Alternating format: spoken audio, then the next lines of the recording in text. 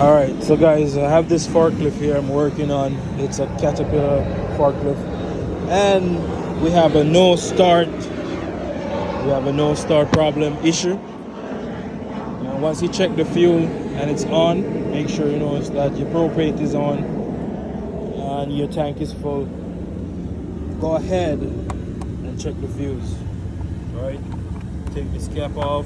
You check all of these fuses. You could use a power probe, or you could put it up in the sun and see if it's chopped.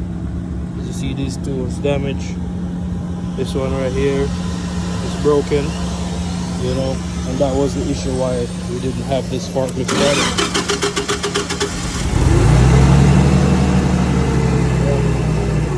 So that was a no start issue. Earlier I had some problems where a customer have these cloth fell in the fan, and I had to remove all of that. So, you know, quick